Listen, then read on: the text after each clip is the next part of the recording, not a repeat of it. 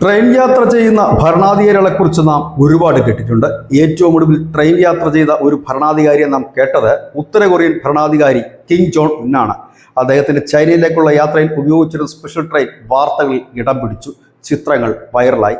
എന്നാൽ ഇന്ത്യയിലെ രാഷ്ട്രപതിക്ക് സഞ്ചരിക്കാനായി ഒരു പ്രത്യേക ട്രെയിൻ ഉണ്ടെന്ന് പറഞ്ഞാൽ എത്ര പേർക്കത് വിശ്വസിക്കാൻ കഴിയും? അതെ, അത്തരത്തിലൊരു ട്രെയിനുണ്ട്. ഇന്ത്യയുടെ രാഷ്ട്രപതിമാർ മുൻപ് ട്രെയിനിൽ യാത്ര ചെയ്തിരുന്നു. സ്വാതന്ത്ര്യാനന്തര കാലത്ത് ആദ്യ രാഷ്ട്രപതിയായ ഡോക്ടർ രാജേന്ദ്ര പ്രസാദ് സ്ഥിരമായി ട്രെയിനിലാണ് യാത്ര ചെയ്തത്. ഡോക്ടർ എസ് രാധാകൃഷ്ണൻ, സക്കീർ ഹുസൈൻ തുടങ്ങിയവരും ട്രെയിനിലാണ് യാത്ര ചെയ്തത്. പിന്നീട് കാലം പുരോഗമിച്ചപ്പോൾ രാഷ്ട്രപതിമാരുടെ യാത്ര ഫ്ലൈറ്റിലും മറ്റുമായി. എങ്കിലും റെയിൽവേ ഈ രാഷ്ട്രപതിക്കുള്ള ട്രെയിൻ നിലനിർത്തുകയായിരുന്നു. ട്രെയിൻ എന്ന് പറഞ്ഞാൽ പ്രത്യേക സലൂണുകളാണ്, പ്രത്യേക കോച്ചുകൾ. 2021 2 പ്രസിഡൻഷ്യൽ സലൂണുകൾ കൂടി റെയിൽവേ നിർമ്മിച്ചിരുന്നു. അങ്ങനെ ഈ കോച്ചുകൾ റെയിൽവേ നിലനിർത്തുന്നുമുണ്ട്. രാഷ്ട്രപതിക്ക് അടിയന്തര ഘട്ടങ്ങളിൽ സഞ്ചരിക്കുവാനും മറ്റുമായിട്ടാണ് ഈ ട്രെയിൻ ഒരുക്കിയിരിക്കുന്നത്. പക്ഷേ ഈ ട്രെയിൻ ഏതേന്ന് ചോദിച്ചാൽ ഒരുപക്ഷെ പ്രേക്ഷകർക്ക് വളരെ സുപരിചിതമായ ഒരു പേരാകും. പൈസ ഉണ്ടെങ്കിൽ നമുക്കും യാത്ര ചെയ്യാവുന്ന ഒരു ട്രെയിനാണ്. പക്ഷേ രാഷ്ട്രപതി സഞ്ചരിക്കുന്നത് ഈ ട്രെയിനിൻ്റെ പേരിൽ മാത്രമേ ഉള്ളൂ എന്നതാണ് മറ്റൊരു കൗതുകം. ആ ട്രെയിനിൻ്റെ പേര് മഹാരാജ എക്സ്പ്രസ് എന്നാണ്. മഹാരാജ എക്സ്പ്രസ് നമുക്കറിയാം, രാജസ്ഥാനിൽ നിന്നും വടക്ക് പടിഞ്ഞാറൻ റൂട്ടിൽ ഒക്ടോബർ മുതൽ ഏപ്രിൽ വരെ സർവീസ് നടത്തുന്ന ഒരു സ്പെഷ്യൽ ട്രെയിനാണ്. ലോകത്തിലെ തന്നെ ഏറ്റവും ആഡംബര ട്രെയിനാണ്. കയ്യിൽ ലക്ഷങ്ങളുണ്ടെങ്കിൽ ഈ ട്രെയിനിൽ നമുക്കും യാത്ര ചെയ്യാൻ കഴിയും. ബാർ ഉൾപ്പെടെയുള്ള എല്ലാ സജ്ജീകരണങ്ങളും ആ ട്രെയിനിൽ ഉണ്ട്.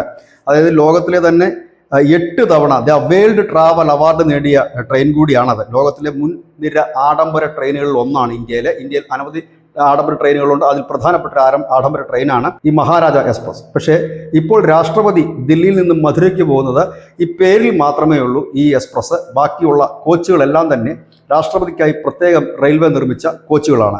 ഇനി അതിനുള്ള സജ്ജീകരണങ്ങൾ, ആ കോച്ചുകൾ ഏതൊക്കെയാണ് എന്ന് നമുക്ക് നോക്കാം. ഏതായാലും അതിലുണ്ടായിരുന്ന റെസ്റ്റോറൻറ്റുകളും ബാറുകളും അടക്കം എല്ലാ കോച്ചുകളും നീക്കം ചെയ്തുകൊണ്ട് 12 കോച്ചുകളാണ് രാഷ്ട്രപതിക്കായി റെയിൽവേ തയ്യാറാക്കിയിരിക്കുന്നത്. അത് പണ്ട് മുതലേ ഉള്ളതാണ്.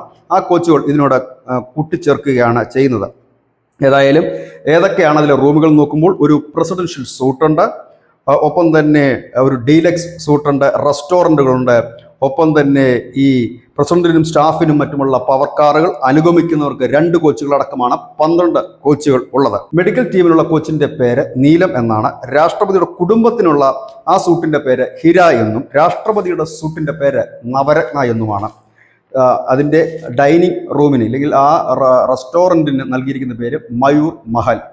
ഉയർന്ന ഉദ്യോഗസ്ഥർ സഞ്ചരിക്കുന്ന ലോഞ്ചിനെ മഹാരാജ ക്ലബ് എന്നാണ് ഈ കോച്ചിനെ അറിയപ്പെടുന്നത്. ഒപ്പം തന്നെ റെസ്റ്റോറൻറ്റിൽ അതും ഫുഡ് സപ്ലൈ ചെയ്യുന്നു, സർവീസ് ചെയ്യുന്നതുമെല്ലാം തന്നെ രാഷ്ട്രപതി ഭവനിലെ ഉദ്യോഗസ്ഥരുമാണ്. രംഗ് മഹൽ എന്ന മറ്റൊരു റെസ്റ്റോറൻറ്റ് കൂടി ഇതിലുണ്ട്. എല്ലാം കൂടി ചേർത്ത് ഒരു മിനി രാഷ്ട്രപതി ഭവനാണ് ഈ സഞ്ചരിക്കുന്ന ട്രെയിൻ എന്ന് പറയേണ്ടി വരും.